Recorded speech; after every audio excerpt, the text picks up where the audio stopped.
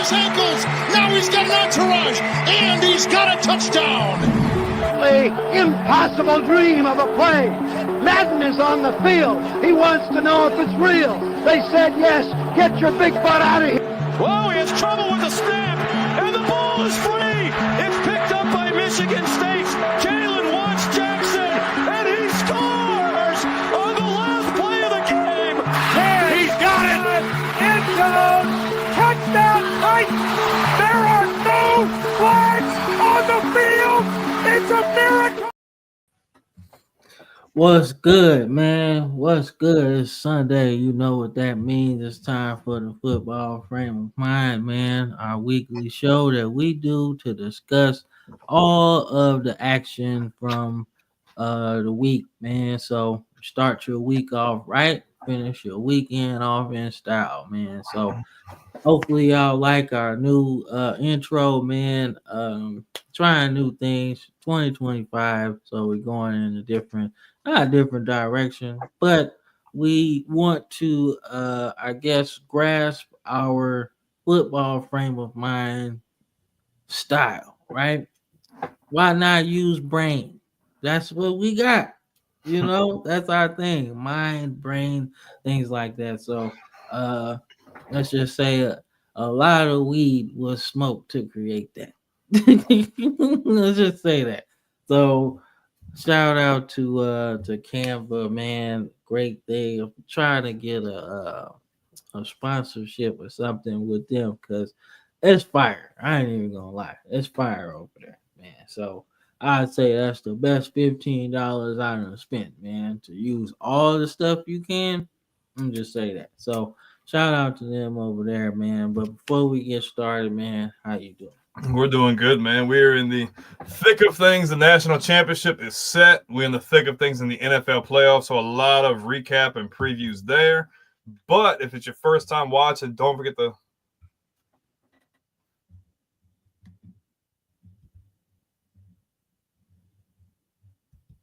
you hear me?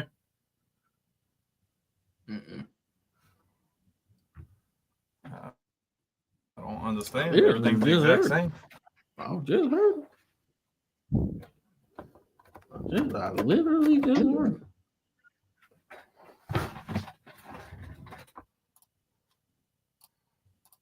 Hello. Oh, it ain't me. Is that me? Can y'all hear me? Can you hear me? Yes, I can hear you. You hear me? Yes. Hello.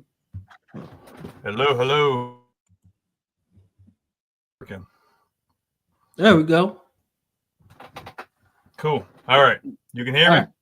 Yeah. I was just making sure. I was like, yo, what's going on? I was like, I just heard it. No, but all I was saying was the national championship is set. The NFL playoffs are in full swing. We have the wild card weekend as well as the divisional round coming up. Got some recap and preview there. If it's your first time watching, welcome. Don't forget to like the video if you like this kind of content. Comment, subscribe, and hit the bell notification so you never miss any content, man. Daily uploads on YouTube as well as live streaming video games. We do Facebook, Twitch, X, as well as all major audio platforms. So just Google Football Frame of Mind, and you will find us everywhere. We even have a blog. You can find us on Rumble. Everything under the sun. You won't be disappointed. Nah, man, you won't be disappointed at all, man. So, like you said, NFL's in full swing. We have like some really good games, some surprising games, to be honest with you. Like I didn't expect some of those games to go that way. Um, the the Eagles game literally just went final. I think Eagles won, so that's pretty cool. I haven't missed a pick yet.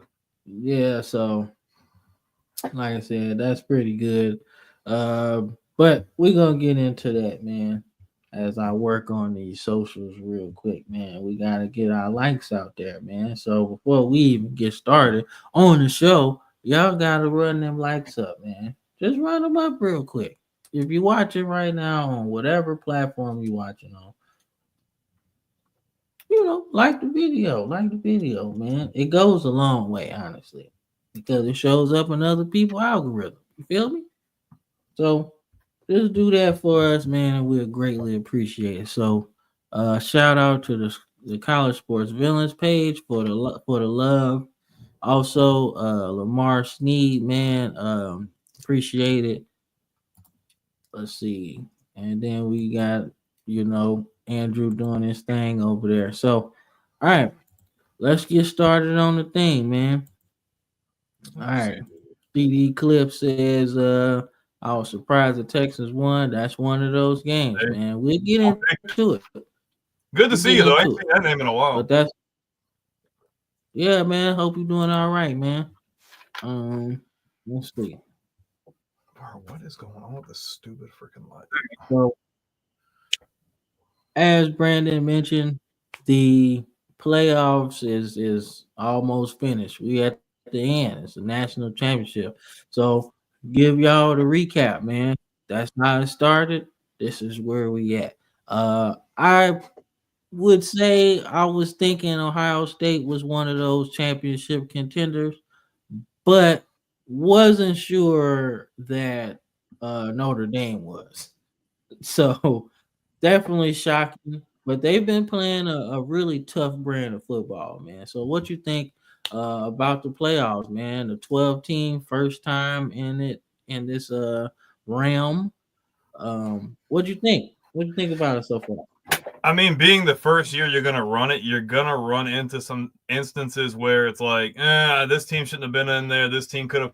I mean, you're not gonna hit all the nails on the head. It's a prototype. Like, this is the first year of expanding from 4 to 12. That's a big difference. For the most part, I feel like they got it right. Besides teams like Indiana, SMU, everybody else I felt pretty okay with, because obviously you had conference champions, group of 5, stuff like that.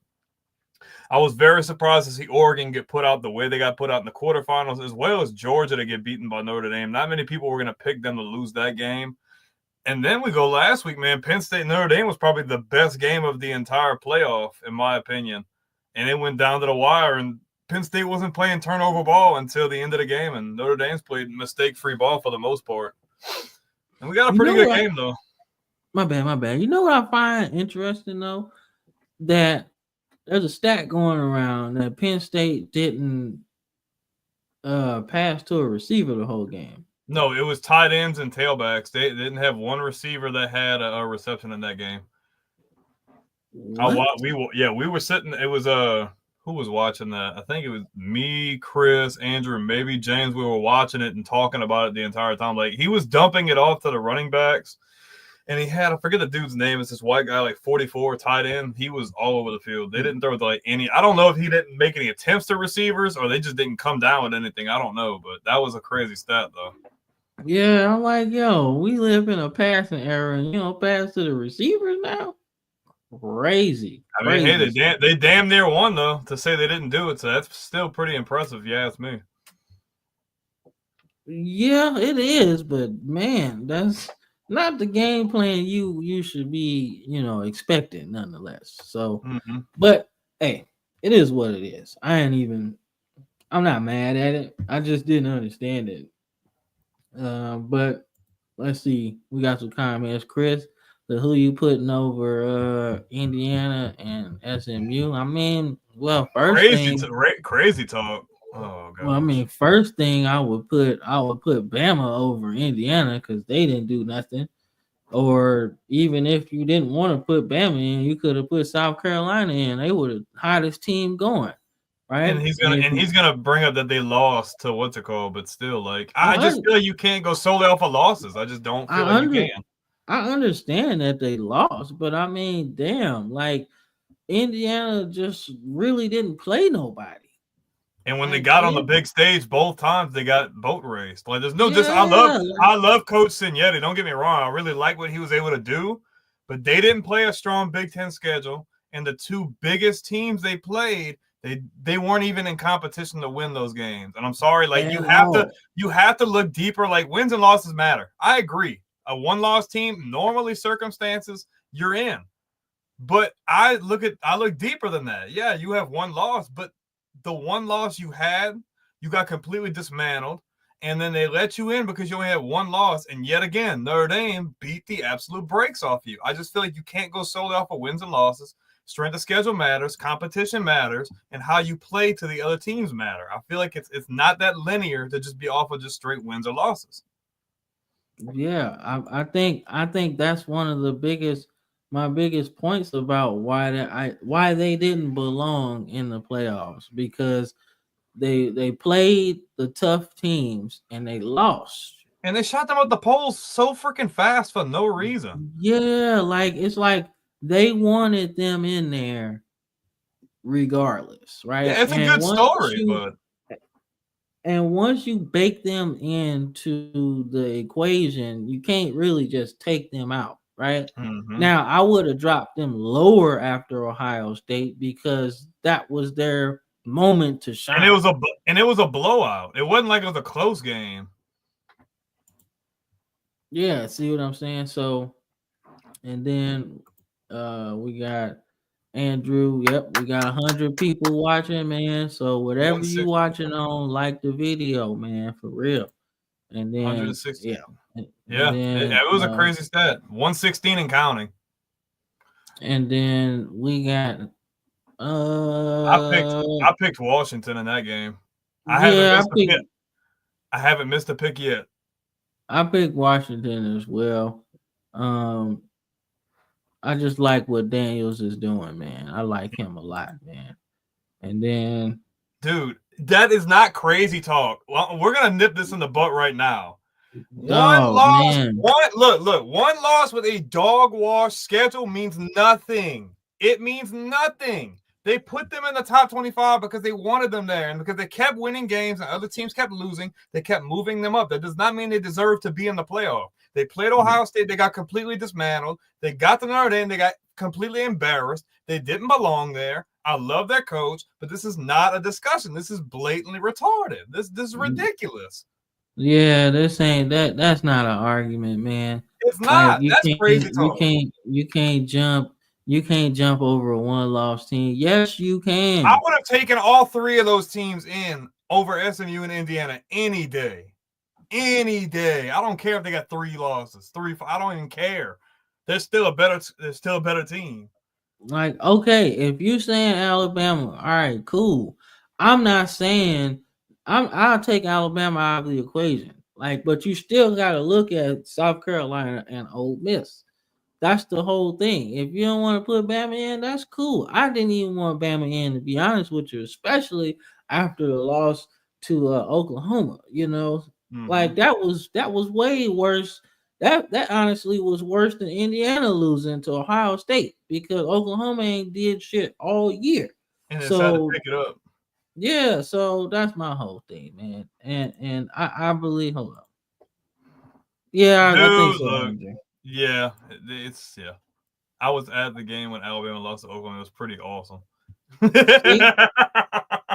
an He Oklahoma understood. fan, so he got the witness. Okay, then put Ole Miss in. Ole Miss is better than Indiana. To put them in, you just proved our freaking point. Yeah. Thank you. Ole Miss in over Indiana. Yeah. Done. So either way, they didn't deserve to be in there. Oh my God, dude. God dang. It'd be like that. Like, dog, come on, man. Like, you gotta get that dude away from the door. All right, next thing, man. All right, so just recapping some games, man. Notre Dame gets the win over Penn State. One, like you said, one of the best games of the weekend. So what did you think about Notre Dame's win?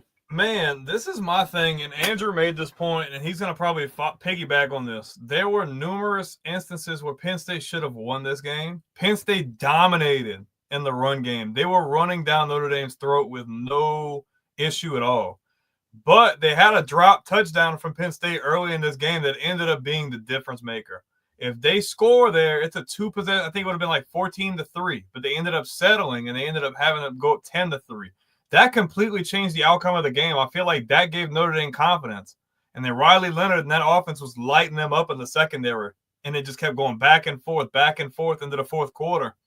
Had some questionable flags. I think Notre Dame had like 2 pass interference calls or something like that were kind of like questionable.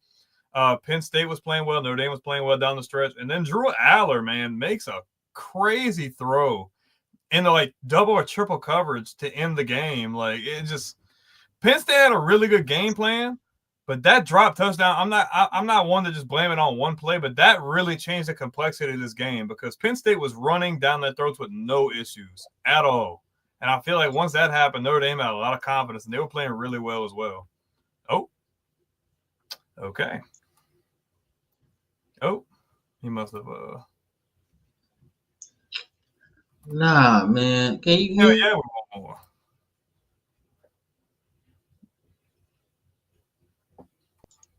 My bad.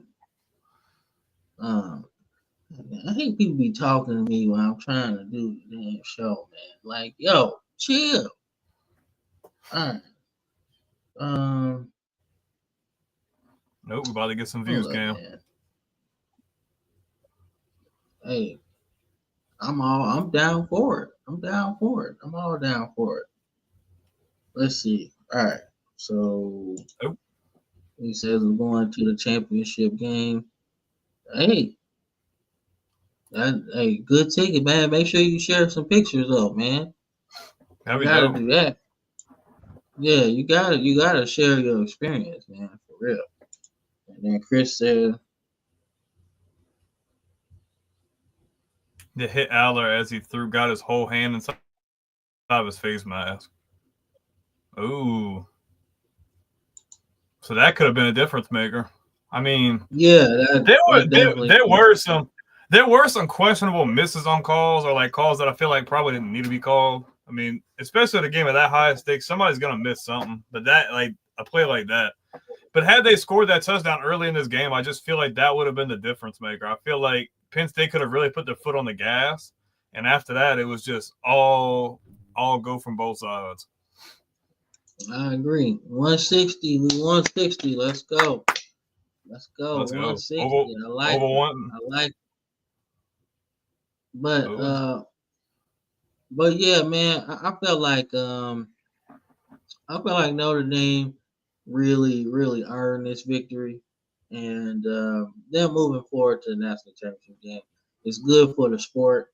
I think this is what you call a helmet game. You got Ohio State and you got Notre Dame, man. So I'm sure back in the day they played for some national championships. So it's good to get back to it. Like I said, Notre Dame hasn't been since '88. So I think it'll be fun if they win. So let's get to this thing, but we do got a special guest. Hold up. Before we get to Ohio State and Texas, we got a special guest in here, man. What's good? The villain, Andrew. What's good, y'all? I'm sitting here. I got my boy beside me, just so y'all know, in case he starts acting crazy, I have to cut out. I love you too.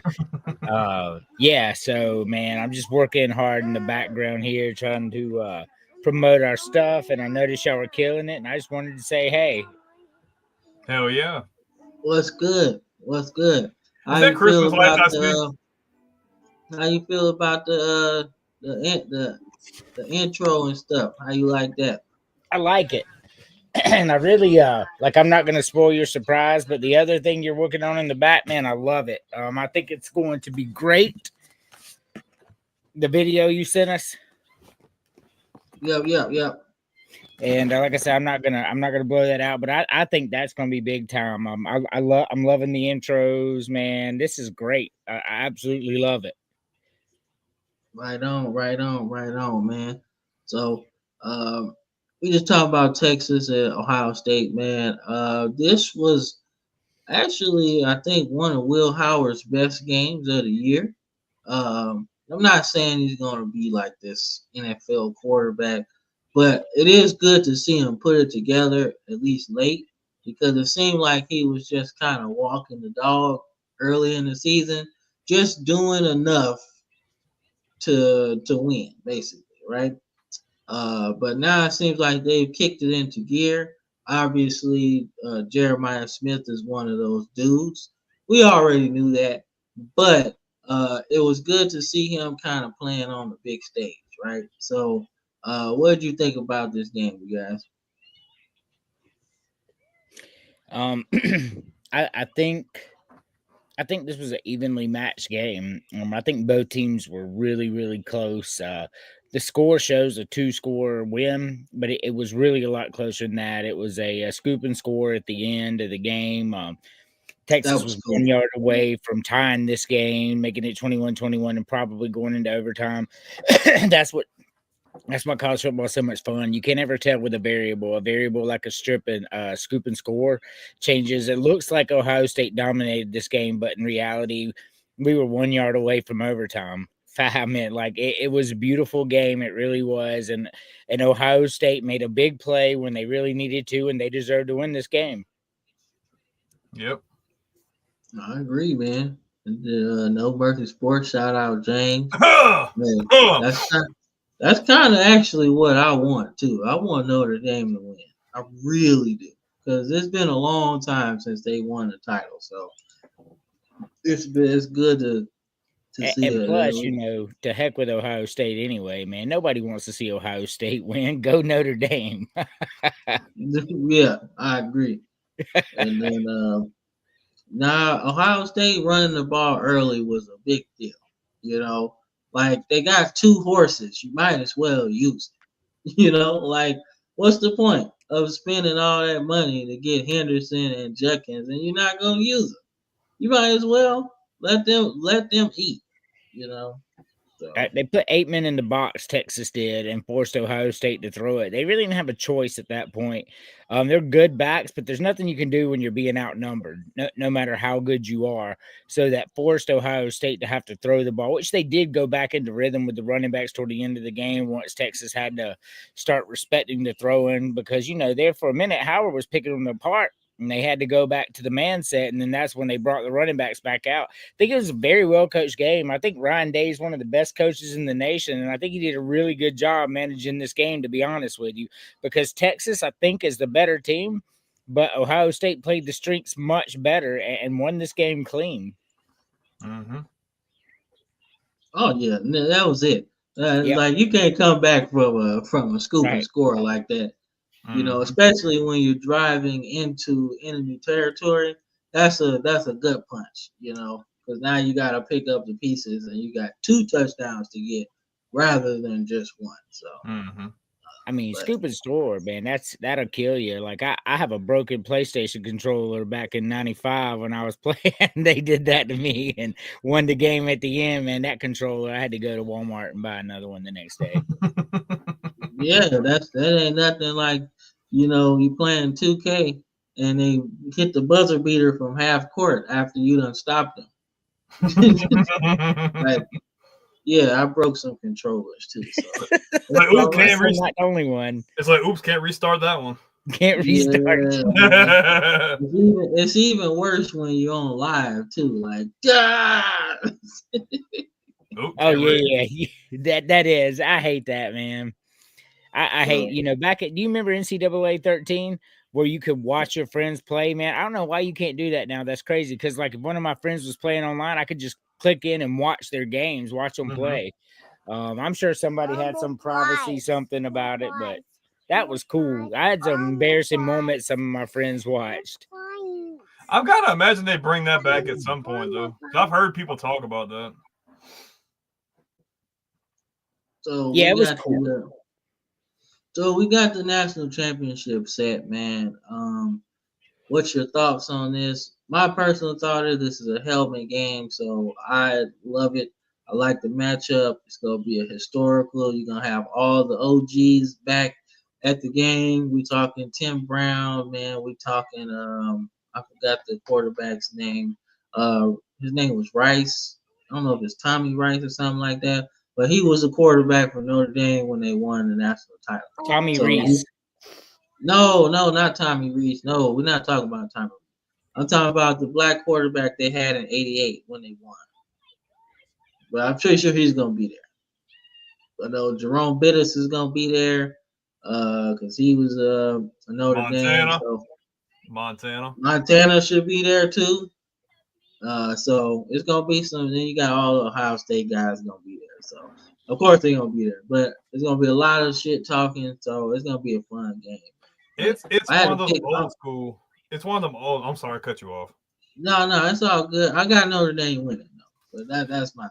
It's one of those cool old school matchups. Like you don't really see this one too often, especially now on the biggest stage like this. I mean, they're both really well coached teams. A lot of talent on both sides of the ball for both teams.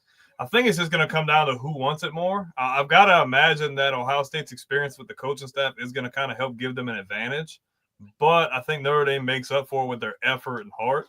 I don't know, man. I think this game could go either way, just like how we thought the Penn State game could have went. I'm going to go Ohio State. Tony Rice. Tony, there you go. Yeah, I knew it was a T. I knew it was a T in Rice. Yeah. But I love Jerome Bettis though. That's my dude right there. The bus. Come on, man. Man. I He love was him. good. He was so good. So this game right here, I want Notre Dame to win. I think both teams are very well coached. The problem for Notre Dame is Ohio State matches up very well with them. We just watched Penn State run up and down the field all over them while they were even stacking the box. Ohio State is better than Penn State is at running the ball, and that does not bode well for Notre Dame, unfortunately. They could eat the clock, they could score quickly, and they could force them to punt the ball a lot in this game because Ohio State's defense is really, really good, no doubt about it. Give me Ohio State, even though I don't want them to win. Mm-hmm. Yeah, I can see that, man. I think that is a problem though. If they can't control them two guys running the ball, they're gonna be in trouble. It's gonna be a long day for them. Big trouble. Like Ohio State has way more weapons on offense than Penn State had. Yep. So if they bust them open with the run game, it could get ugly. I'm not saying they're gonna blow them out, but that could be a big liability. For sure. Man, +9 is pretty good though. Pretty good. I think you're seeing what it don't look as Go ahead. It don't look as good as Ole Miss being in over Indiana. That's right. Not at all. And then I forgot Lou Holtz was the coach there. Yeah, yep. He's still kicking too, so he gotta be there. Mm-hmm. He gotta be there. Maybe him and Tressel. That +9 says that I didn't know what the spread was, but it says they're thinking what we're thinking. They couldn't stop Penn State running the ball. That probably means they're not going to be able to stop a better running team running the ball. And Ohio State has a better defense than Penn State too. It could be a long day, but I don't know, man. Hopefully Notre Dame can figure something out. But Ohio State's playing lights out at the right time of year too, just beating people down. Ohio State's offensive line is really good too, bro. They get up and move, bro. I'm just saying, like, if they gotta freaking come down or like, dude, like, I don't want to get in between that offensive line does work, bro. That's bad. Like, agreed. And their defensive line gets really good pressure on the quarterback too. So I know we said the same about Penn State, but I think Ohio State's way more dangerous to Notre Dame than Penn State was. Yeah, agreed. Agreed, man. Hey, you get no argument for me, man. This is what you paid $20 million for. Correct. You hey, if we're gonna spend money, let's get to the playoffs. If they didn't get to the playoffs and they spent 20 million, it would have been bad. But the fact that they're here, this is what you pay all them dudes for. The Caleb Downses, the Jeremiah Smiths, the Sawyers. That's why you keep him from transferring, because you need these guys to win these games. You gotta win it. Especially if you don't get no first round bye, which they didn't. You need to have these guys. So we'll see, man. So speaking of these guys, right? We got a new segment that we're going with, man. The off season is in full swing, almost there. So let's talk recruiting, man. Hope you like my video. Nothing like it. So we're getting into recruiting, man. We're gonna transition into our off season stuff a little early, but let's kick it off with recruiting, man. So this is your top 5 in recruiting right now, in terms of everything cooked in there, commits, all of that. So, any surprises in there? Probably not. But what you think? No, you know why this top 5 isn't a surprise? These are the top 5 schools with the top 5 nil out there. These are the literal 5 schools that have the highest nil in college football, and they're 1, 2, 3, 4, 5. Nothing about this surprises me at all. I agree. I mean, dude, look at Oregon, bro. Phil Knight's out there balling with the Nike money, bro. They trying to bring everybody in. Like, come on. Yep. Man, look, they with the Pac-12, in shambles. Oregon has become your biggest West Coast school right now. Is that fair to say? Yes. Oh yeah, not even close. Definitely. Not It's even hands close. down. Yeah, so like all the Cali kids, all the Arizona kids, the Hawaii kids, they're looking at Oregon, and that's not a bad thing. Oregon's pulling a lot of that, bro. They got a lot of money, and that brand is big. Yeah, man, and I mean they're a perennial contender, so like it's easy to pitch that, So, but not surprising here, man. Alabama's got a lot of national recruiting. So it's not like, I know there's a lot of people, like, oh man, Auburn's getting all the homegrown kids, right? Well, probably because we don't really need them as much as Auburn does, right? So, like, I don't know. But speaking of that, man, these are your top 5 schools in terms of transfer portals. So how you feel about your boys LSU being at the top of the list, Brandon? They've addressed a lot of areas of need, especially on the defensive side of the ball. You got better at the linebacker position. You filled in a lot of spots in the secondary. You got a couple of really good people at you got Barry Brown from Kentucky. It's another deep threat guy. Maybe they can unlock him a bit. He's got great speed. They got like 2 or 3 guys at tight end. So I assume they're really going to interchange 2 or 3 of these guys in that offense. You bring back the same quarterback. You got another transfer from Mississippi State. They did really good, man. It's just going to come down to, can you put these people in the right place and get the best product on the field so you can win some games and make the playoffs? Because this year's a make-or-break year.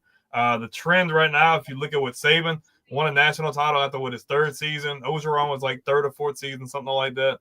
This is the season for them to really put something together. Got a lot of good experienced guys coming in the portal and a good recruiting class coming in. So, I mean, this year could be a year for them to make a push for the playoffs, but you just got to see how everything shakes out. All right, before you go, Andrew, we got some comments. So, yeah, I mean, Ohio State's really good at recruiting receivers. I mean, Brian Hartline. That's just what it is. Not just recruiting, but developing receivers. So Hartline. Yeah, Hartline was pretty good at Ohio State too. So what's funny about these 2 lists? So we saw the top 5 recruiting and the top 5 transfer portal rankings. What's the difference between those? The top 5 recruiting is culture, and those are teams you see in the playoffs. And the top 5 transfer portal is mercenaries, and these are teams you don't see in the playoffs. And we can say whatever we want about this and that and the other, But I mean, you look at places like Clemson, consistently winning, like Alabama, who puts emphasis on recruiting, not transfer portal. Ole Miss, a bunch of mercenaries. It showed when they got blown out by Kentucky. Why? LSU, I just don't like Brian Kelly. I think he's a fraud. I don't think it has nothing to do with the school. They should be able to recruit.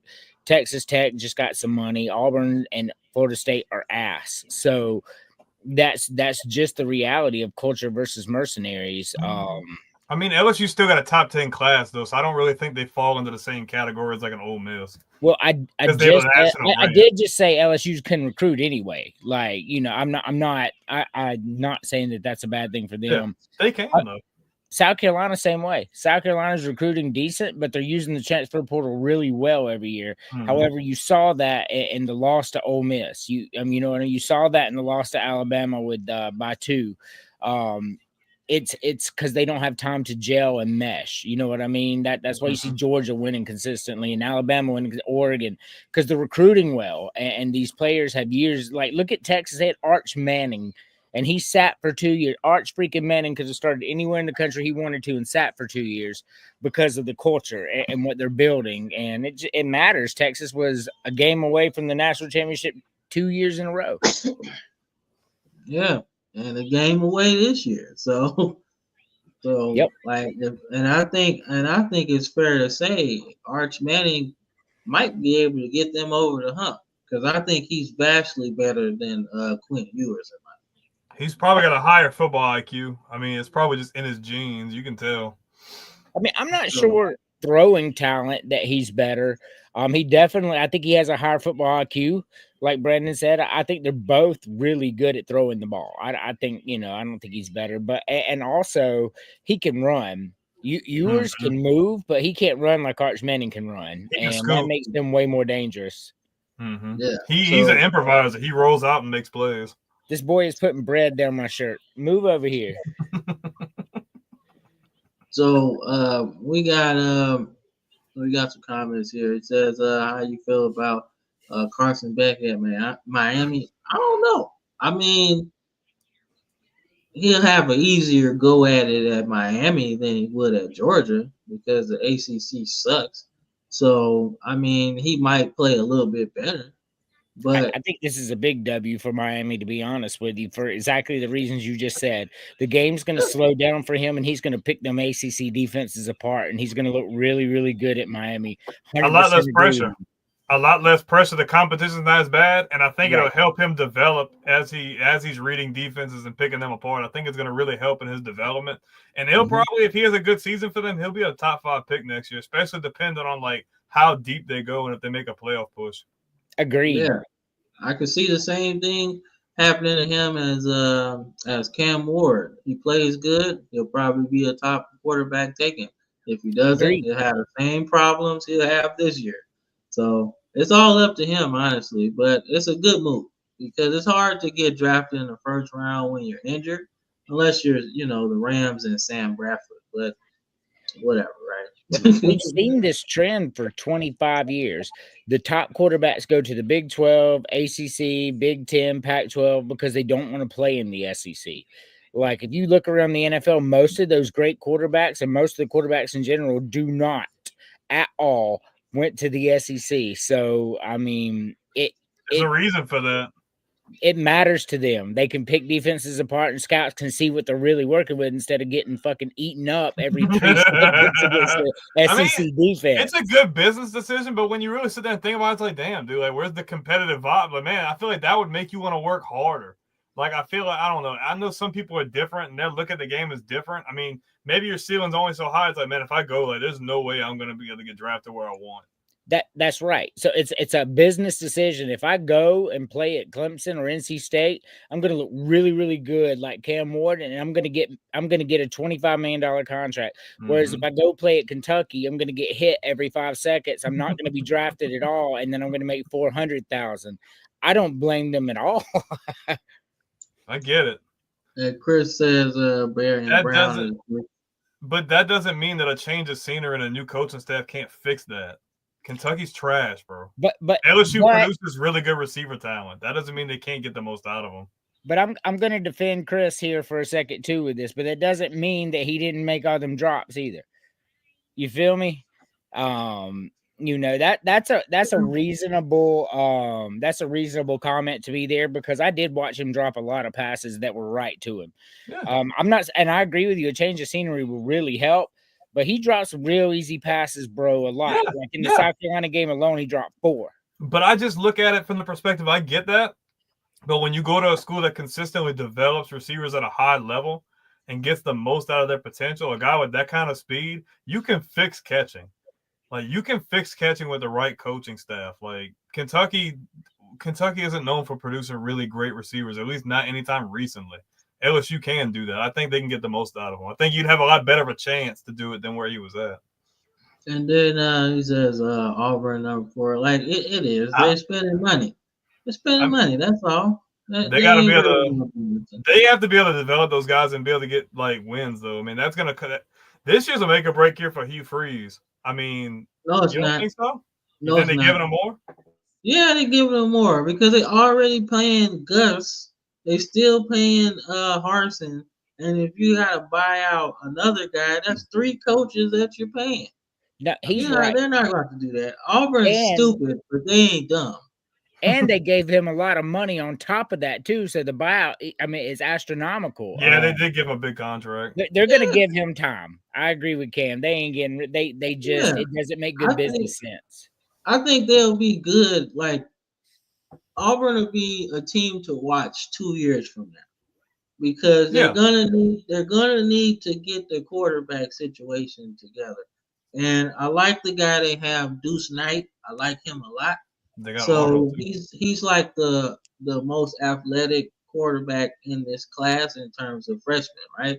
So he's gonna be good, right? He's the right quarterback that Hugh Freeze needs to run his offense. So in 2 years, if he's what he's supposed to be, I think you Auburn will be good in that 2-year range.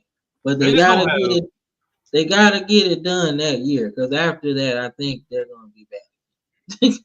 Because they don't have any luck with they haven't had luck with quarterback in a while. Yeah. Yeah, man, that's a very unfortunate situation. Yeah, the whole Kyron Lacey thing is it's a little touch and go because there seems to be a lot of details missing. Mm-hmm. Like nobody knows if he left the scene or not. Because that changes things, right? Obviously, you hit somebody, and then you vehicular homicide, right? Mm-hmm. But if you left the scene, then it becomes a lot more of a problem. Yeah, because you abandoned the crime scene. I mean, that's especially if somebody died because of that. That's a big deal. Yeah, either way, he's in trouble. So it's not like it's not something he's going to be able to get. But why is this coming out now though? Because you got to think this happened long enough ago to where he announced he was declaring for the draft 2 days later. So this has been a little while that this has happened. This has probably been over a month or so. I've got to imagine. You gotta do the investigation too. You know, I think he hid it. He drove away, bro, and he was hoping nobody would find out, and then they found out. I think that's what happened. I think that's why you saw the delay. They finally found out who did it, and he wouldn't. He was like, "Oh, I just need to keep my mouth shut." I think that's what happened. And then you gotta think he's a high profile person now. So I'm pretty sure in the weeds of his whole thing, it's like, well, do we really want to out this guy? He's really about to go pro, right? Do we really want to do that? But at the same time, I think once they realized that it was a Marine that got killed, it was out of the question. You can't defend that. So I mean, and you gotta look at it's not the same situation, but you look at the Henry Ruggs situation, not the exact same situation, but somebody dying at the cost of somebody driving recklessly. That was gonna set the bar for what was gonna happen here. I don't want to see the guy go to prison for a long time, but being that was the outcome of what happened with that situation, I've got to imagine we're going to see something similar. Maybe not to the same extent, but. Yeah, but how old is Kyron Lacey right now? How old is he? He's got to at least be like 21, 22 maybe. Let's find out. Because because if Henry Ruggs, when he gets out, he's going to be like 26. Yeah, because there's still going to be an opportunity for him. He's 20. He's 24. See what I'm saying? So by the time he gets out, he might be like 27, 28. That's a big Almost difference 30. between 26, right? So I don't know his chances of really being able to do that, because it's a different thing. Like killing somebody in an accident is not a big thing, but when you start taking out like service members, that's a big deal. Especially if you fled the scene, that's an even worse thing. Yeah. Like an accident is an accident. Okay, things happen. I'm not condoning what happened, but an accident is just an accident. It's like it's very unfortunate that a Marine died in a situation he shouldn't have been in. But the fact that he really fled the scene, then that escalates it like tenfold to me. Yep. You're trying to avoid accountability. Now, don't get me wrong. Getting a DUI like Henry Ruggs is just stupid, because that could have been avoided. Yeah, that could have been avoided. But this could have too. They said he was bobbing and weaving through traffic and everything, so it wasn't like he was just joyriding and hit a guy. Yeah, so then Chris says Bix is like, look, but now he's going to Miami, so his girl's going to be even a bigger sideshow. So and then, of course, Emily says she shared. Thank you so much. And then Chris says, no way. He started like, yeah, it is. Doesn't matter if they spent 1.5 million on the guy in the transfer portal. Auburn is impatient. They're not going through another Peyton Thorne situation. So they brought Jackson Arnold in too. So I mean, I'm not saying he's the answer, but they did do that. And Baker Mayfield just had a hell of a run, y'all. I'm sorry, I was watching the replay. He's likely going to get a suspended jail sentence on a negligent homicide and probation for leaving the scene. Well, okay, but if he didn't hit anyone, then how did they end up getting in a wreck and dying? Then that's what I want to know. If was it his reckless driving that made them swerve or something? Like there's details that we're missing to be able to put all the pieces together. That's what I'm thinking. I'm thinking he was weaving in and out of traffic and caused them to hit is what I think happened. He may not even seen it happen if he was driving that crazy and that adrenaline going too. We just really don't know. To be honest, that's what I'm saying. There's so many details that you need right now, and that's why I think it's such a pause on him turning himself in, because nobody really knows, right? So work it out. They says for their career. Dude, it happens all the time. Yeah, it happens all the time, man. And believe it or not, the guy from Ole Miss, the tackle that had the weed picture, Laramie Tunsil. Before the draft, that was just some hating ass shit. Somebody leaked that because they wasn't getting no money from him. That's all that was. Because you got to go deep into somebody's Facebook pictures to find that shit. So, but how driving caused the other cars to swerve and caused the. I mean. And that's the thing. If he was driving crazy and if he wasn't even present for that happening, you still have to have some accountability for driving recklessly. But then I understand if you weren't, like, maybe you just didn't see it happen. But you got to be careful, man. Like, you can't be driving crazy man. like that. You can't be doing that. You gotta know better. Either way, you about to come into a whole bunch of money, man. You gotta be on your up and up, because believe it or not, even if you are on your up and up, the NFL is going to hire some private investigators, man. They're going to do that. They're going to find it. And then they're going to interview you too. So there's no way you can hide, So. The NFL is going to dig. The NFL is going to dig for sure. Especially in the interview process, they ask all kinds of questions. It's very extensive. Come on, man. Like, this is the most high profile job interview you're going to have in your life. You think they're going to just draft you and give you $25 million just because you're talented? No, they're going to find out. Now, there's stupid teams and stupid GMs that will just draft anybody, and they usually don't have jobs very long. But the ones that really do the scouting and vetting, those are the perennial teams that have a bunch of Super Bowls. They're gonna do their homework. So yeah, you're not gonna embarrass us out here. So yeah. So, but let's keep going, man, with this show. So like I said, we're doing some off-season stuff. So these are LSU's top 5 recruits of the cycle, man. What do you think, man? What you think? Them getting DJ Pickett was a really big deal because when Bryce Underwood flipped to Michigan, there were a lot of rumors of them trying to get Pickett to flip his commitment to Michigan. Them getting Pickett is a big deal. He is a stud. He might end up being a guy that plays true freshman. He's that good. Getting another guy like Harlan Berry. Harlan Berry is really good. And the good thing about him, you don't have to play him right away. LSU's got good depth at the running back position. They've got Caden Durham. They've got Caleb Jackson. They've got Trey Holly. They have really good depth there. They did a really good job of getting Solomon Thomas. I think that's going to be a really good fit for them. They really needed to address the offensive line because you're going to lose about 3 or 4 of those guys going into this year. You're losing both your tackles. You're probably losing your center. And I think all you're retaining is like the 2 guards. So I think that was a really good fit for them as well. But the biggest signing to me is definitely Pickett. I think that is the huge difference maker that puts them over the edge. Yeah, and I think the fact that he has really good ball skills because he's actually, I think he played receiver this year as well.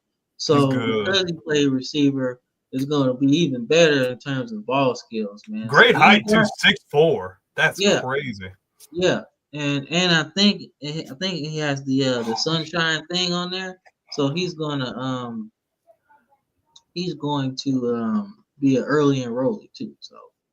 That's good too. Over 240 live viewers and counting, by the way. Oh yeah, I like that. I like that a lot, man. Thank you. Appreciate it. We're doing good. We're doing good today. It's fire today. All right. So Chris says, yeah, I remember when he jumped out the window. Hey, Kim Dichie was good, man. But the fact that Ole Miss got him, that's what really kind of started their whole decline when Freeze was there. Because it was like, yo, come on, man. You the number 1 player and you got offers from Bama, Georgia, USC, and you go to Ole Miss? Nah, bro. Come on, man. That just don't work. So that's what kind of put a red flag. You can't be getting them players. Ole Miss ain't that good. Dude. Tampa's on the verge of scoring right now. They're down by 7. Well, they did score. They did? Mike Evans touchdown. Choo! There we go. That's going to be a game. 10-10 halftime. So this was just like a player profile just to talk about the player, but you kind of went into it already. So Pickett's a baller, bro. He is a baller. I like him a lot. I think that was one of the biggest flips of the recruiting season. Patrick Peterson is one of the biggest reasons he signed. Peterson convinced him to come. Well, I mean, that's a pretty good person to listen to. So, I mean, I'm not lying. Patrick Peterson was off the chain, bro. He was good. Yeah. So, 250. Hell yeah. 250. Let's go. Yes, sir. So, appreciate this is Bama's top 5, man. I'm really excited about Keelan Russell. I think he has to obviously get a little bigger. Just in terms of the SEC, he's gonna take some punishment, right? So it's better to have that weight on you. But I love the fact that he is able to be accurate on the move. I think that's his biggest asset, and I like it a lot. So we'll see. I don't know, but I do like getting Michael Carroll. We need some beef inside, so that's one of those moves that I like. So that's a big boy, too. 6'6", over 300 pounds. That's big. I know, right? That's a big dude, bro. And then we got John Lee. You know, he's from Cali, so he's 6'4", 180. So he's got some size as well. I like tall corners. I do too. I like that reach. Yeah, I know he's a string bean. He is, man. But he also got 50 touchdowns and 70 completion percentage this year.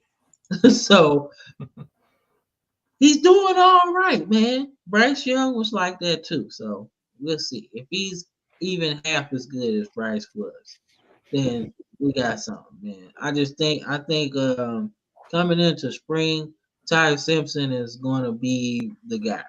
He's Yeah. gonna his job to lose going into spring. And then as we go summer and then fall camp, that's when it starts to get a little interesting. But Oh, yeah. Keelan Russell, he's been saying that he's coming in to start. He's coming to play. He ain't really coming to sit. So it'd be interesting. We'll see. I had a guy on a live stream the other day that was a Bama fan, and I forgot who he said he wanted the starter to be, but it wasn't Todd Simpson, it was somebody else. And he swore up and down that was going to be the starter. Who's y'all other backup quarterback?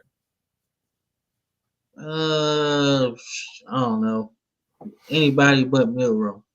Well, he's long gone, bro.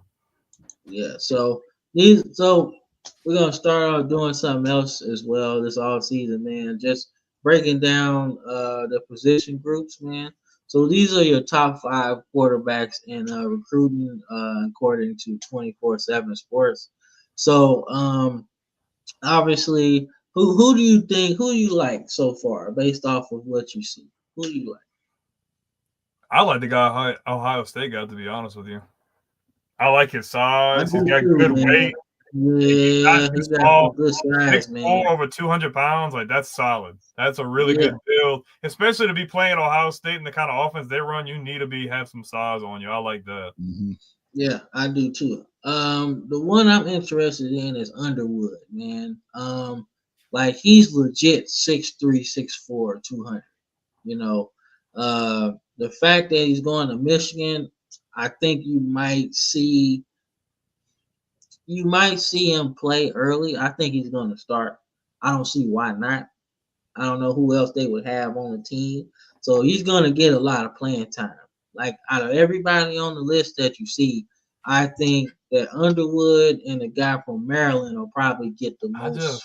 I just don't like that fit there. I just feel like he could have went somewhere else and really showcased his talents a bit better than Michigan. That's You know just what that me. reminds me of? Remember Shea Patterson Yeah. from Michigan back in the day? That's what this reminds me of. Because I just feel like he could go somewhere else and really showcase that arm strength. Michigan's just not like, when I think of like his arm talent where he could put the ball everywhere, I don't think of Michigan. I think you go somewhere else where they like run more wide open and he can just chuck it wherever he wants. But Yeah. he's got great arm talent too. I mean, I get you wanted to stay home, but and this is biased aside, I think it would have been a better fit for him being at LSU because you knew you would have had a lot better receiver talent to play with. And I think he would have started at LSU, to be honest with you. I think it was a good shot because I think Nussmeier was okay this season, but he also turned the ball over a little bit too. So coming into the season, what do you really want to do? Do you really want to just start on building for the next 3 seasons, or do you want to go all in for Nussmeier? You know? I would have rolled with the experienced guy, and if we had struggles early on, then I would have started kind of rolling with him in the offense and see what we had. Yeah, but see, that's hard. That's really hard to do. I hate when coaches do that. Yeah, but I mean, the guy threw for over 4,000 yards. I get he turned the ball over, but I mean, you got to give him a shot at least. I mean, only the second quarterback in their history to throw for over 4,000 yards. I know you do. But at the same time, man, you got this talented dude. You got this Ferrari just sitting there. But but think about it. If you roll with the Nussmeier, just say for instance, I know we're getting off the topic, but like if you roll with him, guess what? If Bryce doesn't see the field, you can just redshirt him. He doesn't lose any eligibility. Then you can get a full 3-4 seasons, and then there's no question of who's going to be starting. That's just me. But I mean, it all depends. I felt like it was a better move at LSU because it's probably the best quarterback that they had ever. Oh yeah, I just don't see him like getting to do what he wants at Michigan. Like, I get wanting to stay close to home, but I just don't see how you showcase your talents at Michigan compared to like an offense like LSU or something else. It just feels like you're kind of putting yourself in a box, in my opinion. Yeah, I agree. But I will say that he probably won't have to run that much. No, in the pocket. a little He's bit. gonna have to really, him and his receivers gonna have to make some plays because they're not really known for having great receivers. No disrespect, but like he's gonna have to really And you get on got his Justice money. Haynes at running back too, so he's coming to Michigan as well. So they Mhm. got some opportunity. But shout out to Malik Washington for staying at home. So Maryland's got a hometown kid that they can really, really be good. And Mike Loxley is one of my favorite coaches anyway. So it's good that he got him home because it's hard to keep kids to stay at home. But Maryland's gonna be okay. They're middle of the tier in terms of the Big Ten anyway, but still, like they're gonna beat some teams next season, and it should be interesting, man. So, like Chris says, he'll go. I don't know about FCS, but I do think He's if gonna he he's got, gonna start, bro. yeah, I do too. I think he's on the same path as Mac Jones was, sitting behind Jalen Hurts and Tua. When it's his time, he's gonna shine, and then he's gonna go pro right after that. So how high he goes in the draft, I don't know, but I do think he's done after this season because he's gonna show that he can ball out. And then it says, I don't believe in a quarterback that big of a star on a team that goes 1-9. They might have lost due to his play. I don't really understand that. Maybe I'm reading it wrong. I don't know. I don't know. But let's see. Another quarterback is George McIntyre. He's number one in the class as a sophomore. Uh, well, I mean, I don't know. I mean, whoever is, if he's a sophomore, he's gonna be all right. But he has some time though. Like I hate when they say can't miss 5 stars as like sophomores because a lot can happen and everything. We ain't talking Trevor Lawrence. Trevor Lawrence was can't miss as a freshman in high school. So like I don't know. We'll see. We'll see, man. But that's your top five. We're gonna get into this. We're gonna probably do running backs next week because the college football season will be over.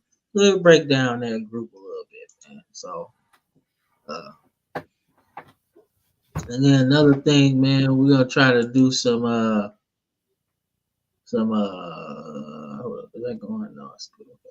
But we're trying to do player spotlights, man. Just something new that we trying. So I figure I started off, man. So we got here Quentin Gibson. He's a 3-star player, almost 4, so he's like 3.5.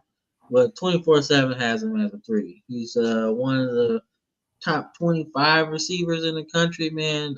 Finished the season North Crowley, state champs in Texas. So you see the numbers: 2,000 yards, 38 touchdowns. He was actually killing everybody. Don't matter who was guarding him. That's pretty good in high school to have that, man. So he's going to Colorado, man. And Deion Sanders, I don't really know what that situation is, but I guarantee he's going to be one of the key threats for them moving forward. Um, when I watch this film, I see Percy Harvin a lot. Um, not necessarily fast, but not as Explosive. fast as not as shifty as Percy Harvin because I think Explosive. they're about the same speed wise, but I think Percy Harvin had a little bit more wiggle than him.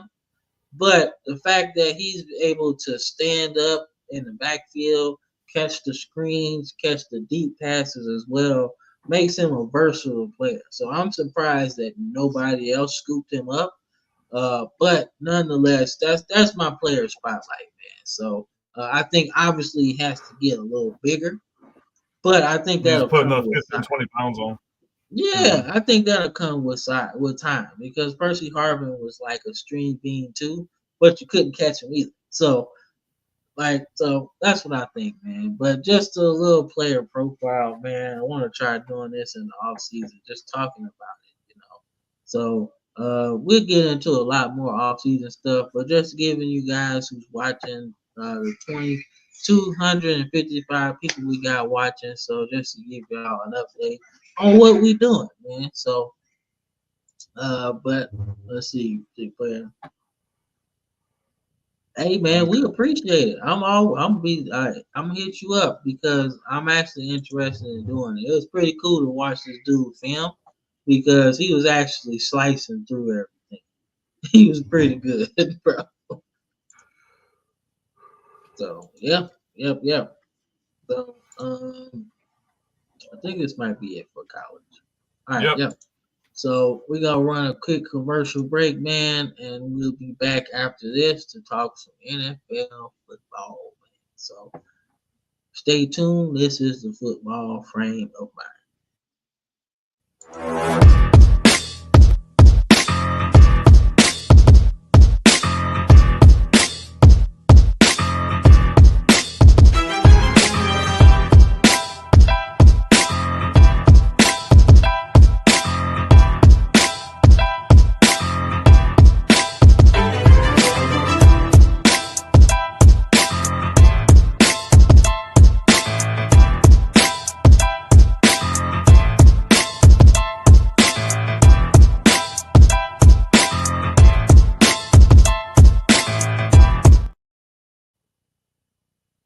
All right, man. Y'all know what time it is. Y'all know what time it is. Y'all thought I forgot. I ain't forget. Hey, man, I don't care. I'm on this Darnold train. I'm riding with Darnold. You riding with the Vikings? I'm riding with the Vikings, man. Oh man. I'm riding with the Vikings, man. man. You was talking about taking a bath on the Kool-Aid earlier with the Falcons. Nah, you done definitely. So y'all know what it is, man. I've been on the Darnold train since before when. So don't act like y'all was like, oh man, I'm on Sam Darnold. He's like my favorite player. Nah, bro. I seen the vision way before everybody else. So just so y'all know what it is. Look, Andrew, it was earlier in the season. That was week and the 2. 49ers still had everybody, okay? So that was actually a surprising game, Andrew, okay? Not so much as the season went on. But nonetheless, man, let's get into some NFL stuff, man. Should be a little bit faster than college, but we had a whole lot to talk about. So, Oh. go back. My bad. You know I got Ravens, man. Come on, now. Gotta talk about Ravens. You see the logo, don't you? Okay. So Ravens get the win this playoffs, man. Start off really good, man. Lamar Jackson was absolutely sensational in terms of his ability to just keep the chains moving, man. It's pretty good when you got a running back giving you almost 200. Like that's pretty good too. But Russell Wilson didn't even have a bad game either, to be honest with you.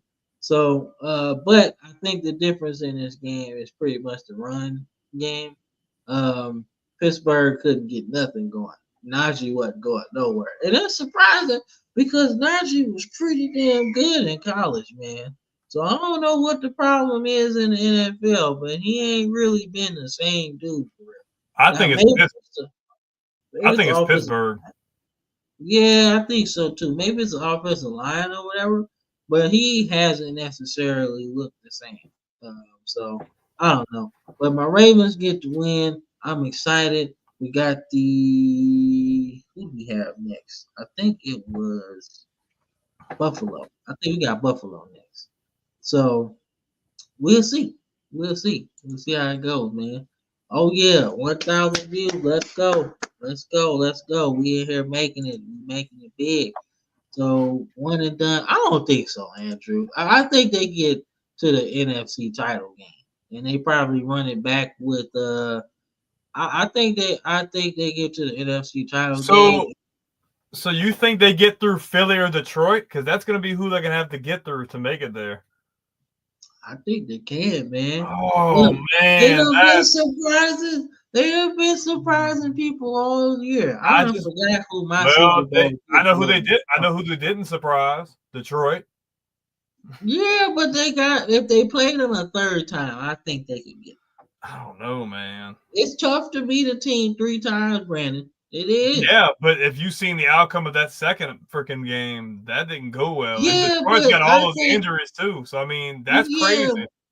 yeah, I hear you. I do. I hear you. But I still think that once once they realized that game was out of hand, it was like, all right, I whatever. just, Because I it just, was close before halftime.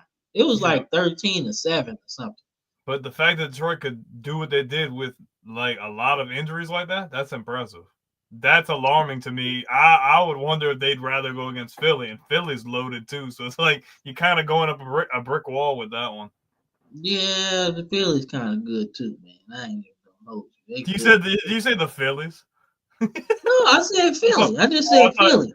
you said the Phillies. I'm like, not wrong sport. And the Phillies are good, by the way. They are good. Like Bryce Harper is like pretty damn good. So I mean, yeah, and then he says big ass. All caps.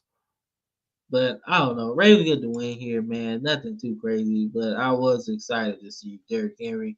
That's a big difference, man. So this game was kind of interesting, man, because when I was reading y'all chats, I thought that Denver was winning. I didn't know that Buffalo was winning. But it surprised me. I was like, yo, what? I was like, Denver winning? That don't seem right. And I was right. They wasn't winning this game.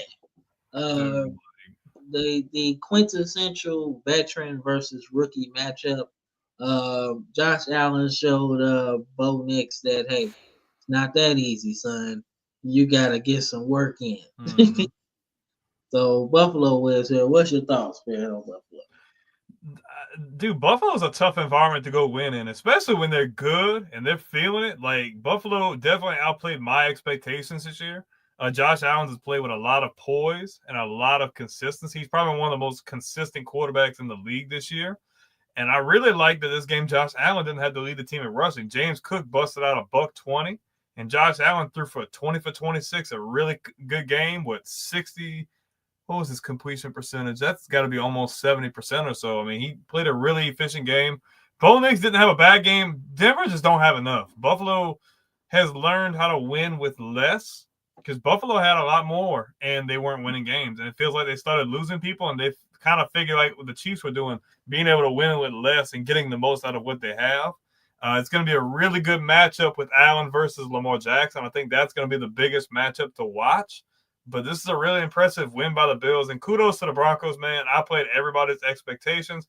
And Bo Nix and Sean Payton is probably one of the most dynamic duos in the league moving forward. Yeah, man, it's gonna be interesting, man. They'll interesting to see what they add in the offseason because they got a quarterback now, and they nobody really like Russell Wilson, so it's gonna be interesting to see how much they like Bo Nix now, and if they want to join the team, you know. So I'm interested to see what they add because this was a pretty good step in the right direction. So Andrew's not surprised, and Denver. Dude. See, here's the thing, Chris. Denver also had the lead in that Super Bowl. They lost 55-10 too. So I think it was ignorant to pick Denver to beat Buffalo. I think that was a silly pick. I wouldn't have dared pick that. we got a game update, man. Andrew says that the Commanders are about to score. Keep my pick streak going. I got 2 more games to pick right. Picked every other one right. Let's go. Okay, so the most surprising of the playoff game so far, man, has been the Chargers and Houston, man. I think I picked the Chargers to win this game because I felt like they had a lot of momentum, man. But boy, did Justin Herbert with he just can't play in the playoffs. I don't know what it is. Wow. He just never he had 3 picks all season and comes in this game with 4.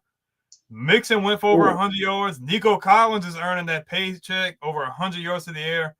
And CJ Stroud didn't have a bad game. He throws an interception, but Houston had control of this game. Like, obviously, the Chargers scored early, but if you're looking at the transition per quarter, man, Houston just kept putting it on. And the Chargers just kept giving the ball away, man. I thought that maybe they were able to break that trend coming into this year. But Justin Herbert seems he's a really good quarterback, but has a lot of problems with the big stage apparently. Yeah, you gotta win these games, man. So he gonna feel this one. Come on, but look at McConkey, bro. 9 for 197. Imagine if he doesn't give the ball away 4 times. This is a completely different game. Yo, if you don't get the ball away, McConkey probably got like 250. About 300. Yeah, yeah, he definitely spamming the McConkey button, bro. I swear He ain't playing. He's smashing square, bro. Like he's not even Yeah, looking bro. any other way. Yeah, it's hot like, route. yo, that's probably why he threw 4 interceptions. He had tunnel vision. Forcing it. Not reading the defense properly. Yeah, I agree, man. But Houston moves on to the next round, and they're going to play Kansas City. So we'll see how that goes, man. So this game has been moved to Arizona due to the wildfire situation in California. I completely understand it because you can't move it to Minnesota because it would hurt the play on the field because the Rams earned home field advantage by winning their division. So hey, neutral field, we all got to deal with it. So I think it's fair. I think the Vikings win here, but I think it's going to be really tough for both teams, considering that it's a neutral field. So yeah, I think my biggest thing, it depends who's playing and who's not playing for LA. If you had both of those studs at receiver playing, which I don't know if they are, it's a major difference maker. I just really like what Minnesota's offense has been able to do. Unlike the Detroit game, I think they can match up really well with the Rams. And I feel like Minnesota's defense can play really well to the competition of LA, especially if they have injuries on the offensive side of the ball, which I'm assuming they will. So I've got the Vikings as well. All right, cool, man. And Chris, hold this question. We're gonna come back to it. That's like our next thing we're going to. So this is the obviously the draft picks going into the NFL draft. So everybody take a screenshot of this. We'll be getting more into that as the off season gets in full swing. But just remember that this is the set top 10. No trades, no nothing yet, but this is the set top 10. So just remember that as we go into it. So all right, so let's get into Chris' question right here. Chris says, while coaching changes and rumors. So here we are, Chris. This is what we're gonna talk about, right? I don't know about that, man. I think they really want Ben Johnson, and he's still. Yeah, I think so too. I think they're head over heels for Ben Johnson. The Patriots end up pulling the trigger on Mike Vrabel. It's not really who I wanted. Like I really wanted Johnson, but Vrabel's familiar with the culture. I think he can come in and be a fresh face. What I really want to see happen, and tell me if you think this is crazy. Vrabel comes in, you get your staff together, you bring in Robert Saleh as your defensive coordinator. Defense is already set when you got that. And then you bring back McDaniels, and you bring back McDaniels to run your offense. McDaniels and Drake May could be really good together. I understand, like maybe you don't want McDaniels, so keep the offensive side of the thing out of the way. But if you bring Saleh to run that defense with the young, good players they have, New England could be really set up, and there are rumors that he wants to bring him in. I think that would be a really good fit. Yeah, I just don't want McDaniels to get like really good with Vrabel. May. I don't want him to like them to be really good, and then he gets another head coaching job because he's been. I don't think he's not getting another one. Cam, I think that ship done sailed. Like he couldn't do it with Denver. I just don't see it. Like the way that it ended in Denver and Vegas, like, everywhere. But think about it in retrospect though.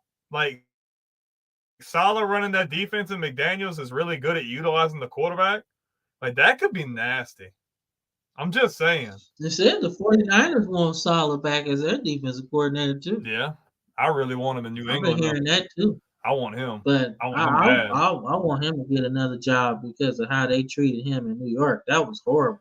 I want him to go to New England and prove that he's that damn good again, and then next season come in and pick whatever jobs are open, and be able to, like, you know what I mean? Like, I don't think he needs to take one right now, but I know he's a damn good head coach. I just wanted to turn our defense around. True. Like, yeah, he really is Hey. an enigma. I think he'd be good in college too, to be honest with you. Yeah. I do. And he's I a think younger he fits guy, college so perfectly. I think he could run a pro style offense in college and be really good at it. I just think he's an NFL guy. I don't think he goes college. Yeah. I think so too. I don't think the recruiting part of it would be his strong suit, but as far as schematics and everything, Oh my I think gosh, it'd be dude. good. Yeah, I think he'd be good. But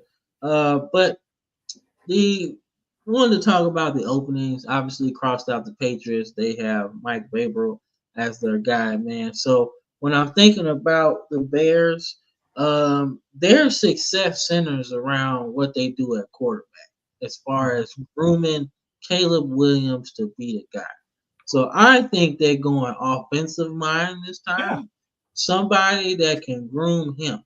That your head coach is going to be your QB coach and probably your offensive coordinator too. Who do you go with in that situation? Because you have a couple of good offensive minds available. You still have Johnson out there. You still have Kellen Moore out there. You have a couple of guys that you could really, Yeah, I was actually going to go, depending on how this playoff game goes with the Commanders, I was going to go with put Kip King Klingberg. there.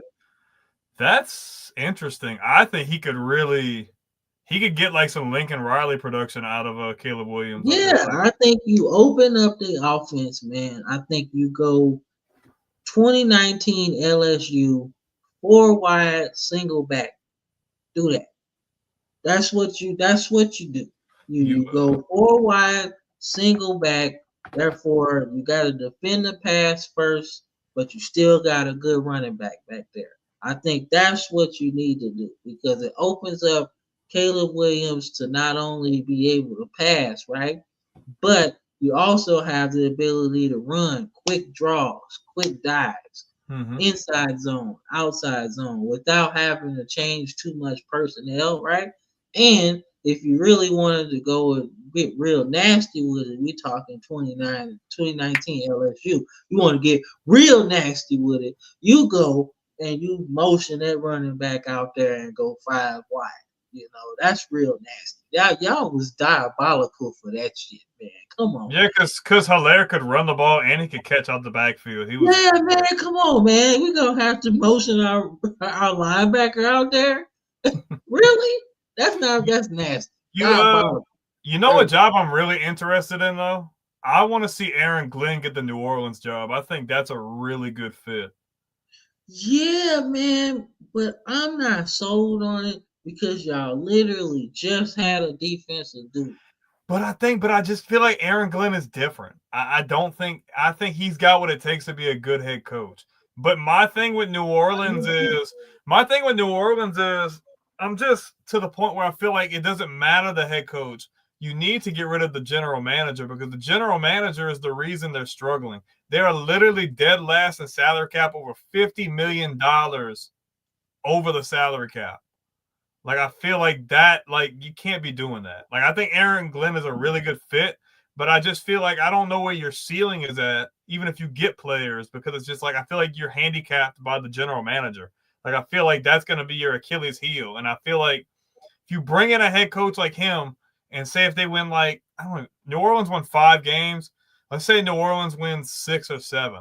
I feel like that you need to be like, okay, we didn't make that much of an improvement. I think it's time to make an adjustment because we obviously don't have a terrible, terrible team, but all you're doing is tying up you're tying up your salary cap and big contracts with older players, and you're not doing your due diligence to really build around the team the way you should. Okay, I can see it, man. I just think that out of all the jobs on this availability thing, the best job is the Raiders, The Jags and probably the Bears. I don't mind the Jags job though, man. I think the Jags have some good talent. I do because they need a lot of help. They got some weapons, right? But they need offensive line help bad. But so if I'm looking for a guy, I'm looking for somebody that specializes up front. right? You can get an offensive coordinator to call the plays, right? Get a defensive guy. But the head coach gotta be a grinder. Ooh, what about Rex Ryan? There Rex you Ryan go. in Jacksonville. I was thinking him. I I think think that's a really somebody's good fit. gotta be a grinder, man. He could bring back that Somebody that, defense. yeah, man, defense or an offensive line specialist. Somebody that has that experience because they need help. They got everything they need. They got weapons on defense. They got weapons on offense, man. You got Taiwan Walker. You got the dude from Kentucky who was real good. I forgot his name. But then they got some corners. They got the quarterback that you paid, who's actually really good, just don't have no protection. You got Brian Thomas out there at receiver, so you ETN, got some weapons, man. ETN, and But, Bigsby. yeah, but you need some offensive I line. really like Rex Ryan there. And then I do. if I'm looking at Ben Johnson, I see Johnson either going to the Bears or the Raiders. And whatever team he doesn't pick out of those two, I think they might take a chance on Kellen Moore because I think he could be a really good fit on one of those teams too. Yeah, man. And then Chris says, maybe. Well, first of all, Chris, you gotta have a quarterback for him to whisper to. They ain't got no quarterback to whisper to, man. I'm sorry, y'all gotta do that. But I will say though, you got like I said last week, they gotta get tougher up front. That's the first thing. Who are we Gotta get talking tougher. about? We talking about the Bears, yeah, because that's You who he talking was. about Tennessee? Okay, he was talking about the Bears. Oh, He was talking about the Bears should go for Brian Callahan, like in a jokingly way. oh well, I'm just saying the Tennessee Titans gotta get tougher first, but the Bears gotta get tougher too up front, man. Then he says Jacksonville's an interesting job, man. Dude, I'm Um, telling you, I think Rex Ryan's a good fit there. yeah, I do too. I think that'll be good. Somebody that's built some toughness, man. So and then yeah, I can see that too. Like it I has to want to be say, somebody that's good at calling plays. hey, you know who's even better though? You know who's still available? Who got fired this year? Frank Reich. Yeah, that's true Telling too. you, Frank Reich could get the most out of freaking Trevor Lawrence. I really feel like that's a really good.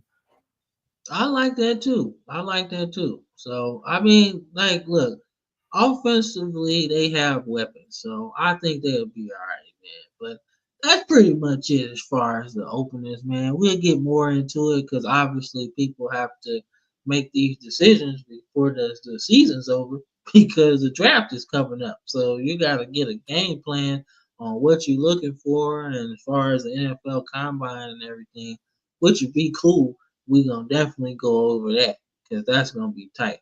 But we can't go can't end the show without saying some prayers and thanking those firefighters in California, man, because they're going through it, man. So keep them guys in your prayers, man. And if you see a firefighter out there, regardless of what they're doing, man, just tell them thank you because they don't really get a lot of love, man. So yeah. So before we go, we definitely got to do that.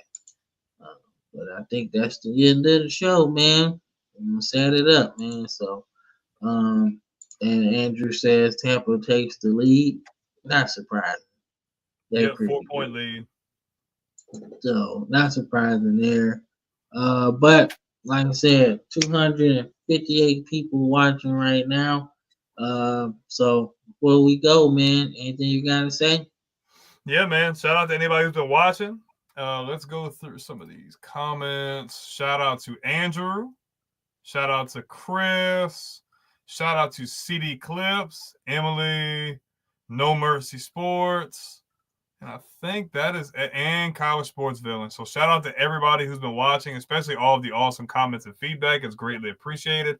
If you're watching on YouTube, you guys are really killing it for us right now. We're going to probably have another record month in January. We thought December was crazy. January is going to be even better. But if you guys like this kind of content, like the video, comment, Subscribe if you're not already subscribed. Hit the bell notifications so you never miss any of our daily shorts, any of our weekly streams, as well as like live streams of games and stuff.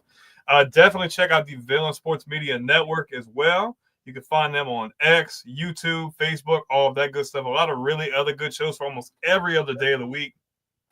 Great content creators, man. It is on the up and up. It's a grind, and they're growing fastly, quickly. So definitely check them out, man. But shout out to all of you guys. 2025 is going to be a really great year, but we couldn't be here without y'all. So thank you all so much. Yeah, man. Don't forget to subscribe to our channel, the Villain Sports Media, and check out the new channel we started, man. The Baseball Frame of Mind, right?